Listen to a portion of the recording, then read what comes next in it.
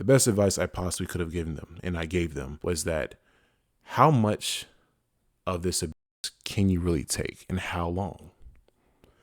And I had to ask them that straight up. And they were trying to justify what was going on and how it wasn't abuse. And I had to ask the question again, how long can you justify this?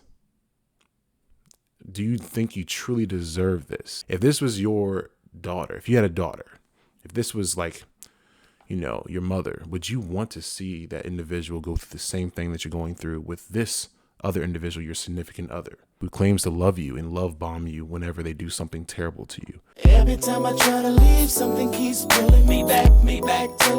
Hello, and welcome back to another episode here on the Bridge Reacts. I'm your host here on the channel, Marcus. Thanks so much for stopping by to see another episode of Here on the Bridge. We're talking about good things, great things, and of course, positive things as well. Here on the channel, we believe in long-lasting relationships, of course, stronger marriages, stronger dynamics between men and women. Of course, unity, bridging the gap, being better, doing better for yourself and a significant other, for your future family, for your current family. If you have a family now, whatever. Just like we talk about here on the channel, please subscribe, like button, and notification bell as well. Welcome to the channel. Really appreciate you.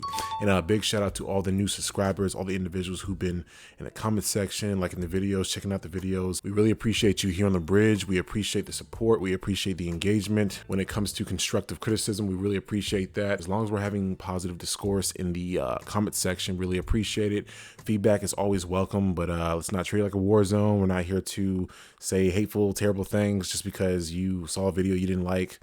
Let's grow up, let's be adults. Anyways, today's topic, we are talking about something that I haven't really spoken too much about in the past. And, with a lot of things happening right now, court cases with the Diddy and Cassie trial, or like, DDG and Halle Bailey, stuff like that. When it comes to potential Stockholm syndrome, are those even great examples of Stockholm syndrome? Because according here, I have the actual definition. I don't really have content like a video for me to react to per se, but we want to talk about when it comes to, healing, growing, being better, and doing better for ourselves, for one another, and maybe to spot if you are in a very dysfunctional or abusive, potentially abusive relationship or dynamic, which isn't great. Get help. Heal from that. Do not stay there. I can't speak for your reasons or your experience, but you can't stay there. It's not good for your mental, your spirit, and potential physical, right? So the whole origin of Stockholm syndrome, basically, what is it? Stockholm syndrome. Hello, I'm Editing Marcus here on the Bridge Reacts, Bridge Between Us, the Bridge, the channel that you are watching today. And I want to talk about today's sponsor. It won't take long at all. If you need some kind of mobile detailing instead of driving far and wide looking for someone who is reliable, who has great customer satisfaction, how about call somebody or text somebody who will come to you? And they do exactly that. When it comes to cars, trucks, vans, motorcycles, even marine vehicles, if it's a vehicle, holler at them. Check them out, text them, or call them at this number right here, 804-204-9028. That's 804-204-9028. They'll get you right, man. Make sure that your car, your vehicle is sparkling, looking nice, inside and outside. We got you. Thanks so much for Royal Treatment Mobile Detailing for sponsoring today's video.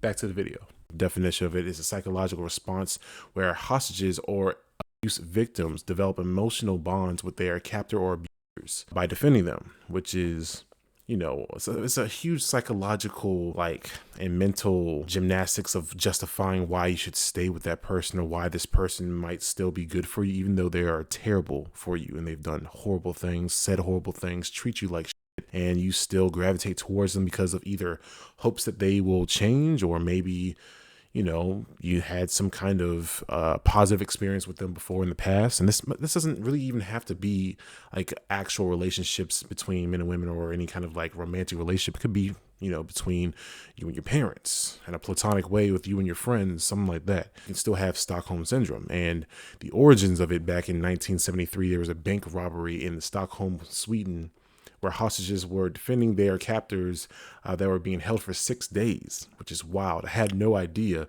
where the origins of this came from, but apparently it's from a whole bank robbery in Sweden. And those individuals protected their captors, and that's where the whole origin of, I guess you can say, the mechanism of where it comes from and where it stimulates. It's like a survival strategy is what a lot of researchers say.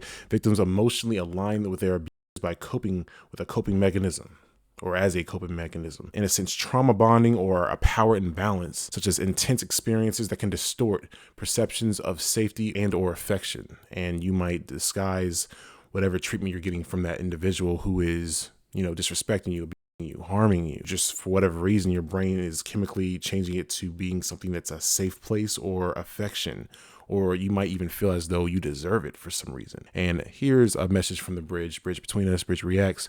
You don't deserve that abuse.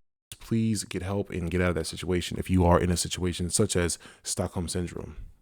Don't be there. Don't stay there. It's okay. You deserve better. You deserve love, respect. We all do. We don't deserve to be and be in a terrible dynamic with someone else who doesn't truly care about us, but pretends to and makes us psychologically believe that they are, someone who cares about us.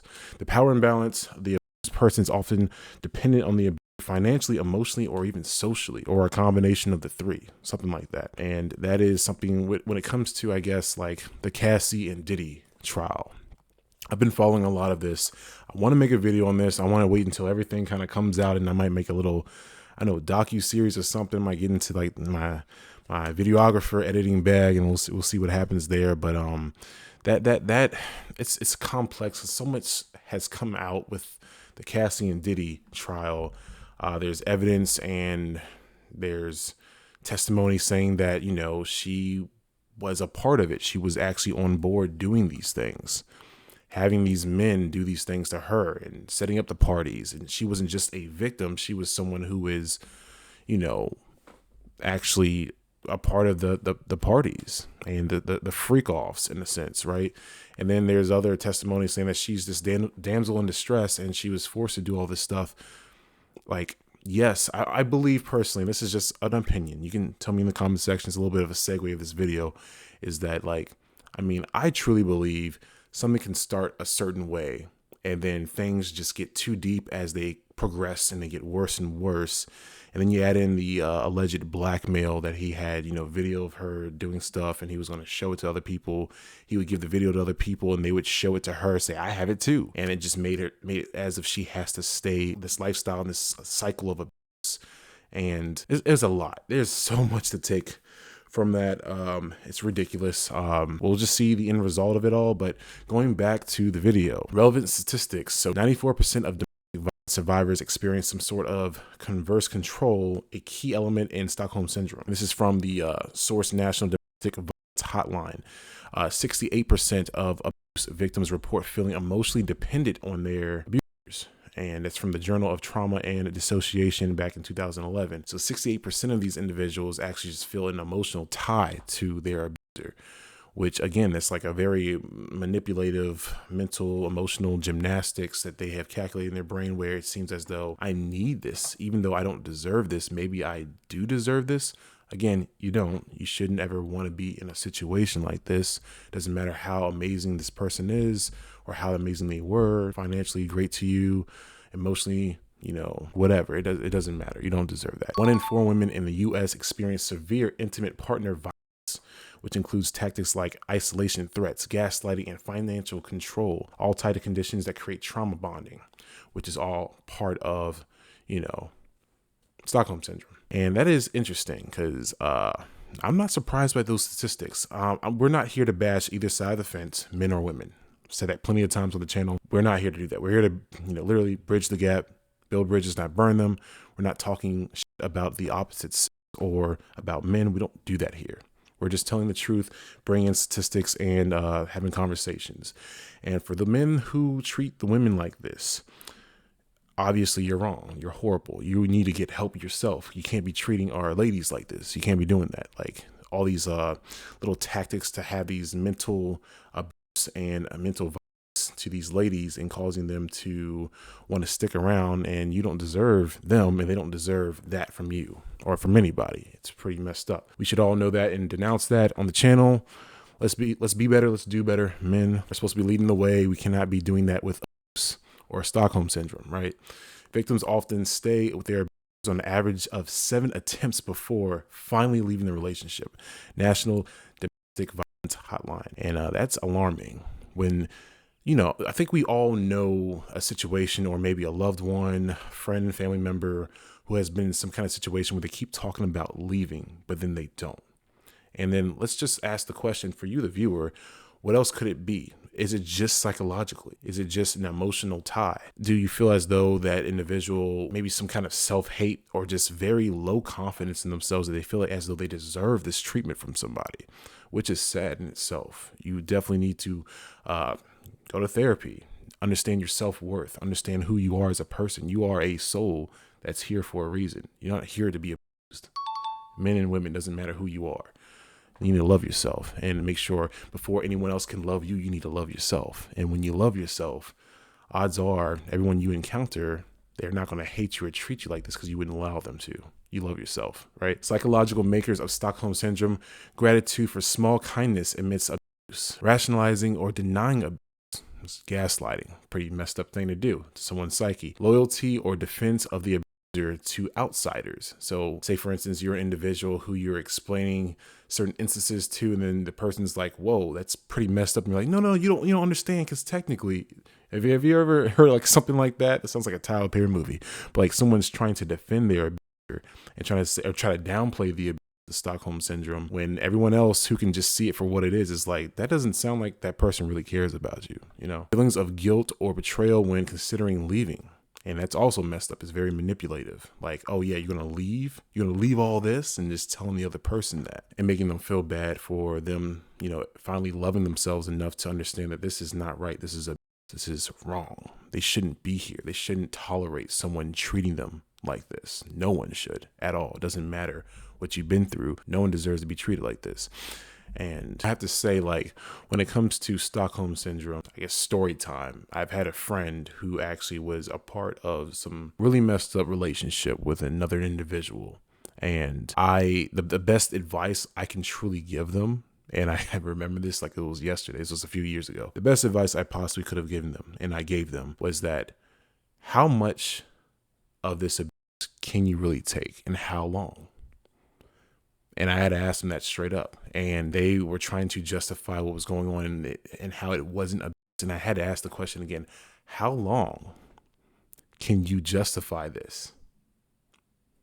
Do you think you truly deserve this? If this was your daughter, if you had a daughter, if this was like, you know, your mother, would you want to see that individual go through the same thing that you're going through with this other individual, your significant other, who claims to love you and love bomb you whenever they do something terrible to you? That person really thought about it, and thank God. I feel as though, I'm not saying that I'm the one that saved them from this. I'm not trying to be this hero person, and, you know, I'm not doing that. But I'd imagine those words at least had some impact, because months later they finally left and went forward with, you know, charges of what happened in the past.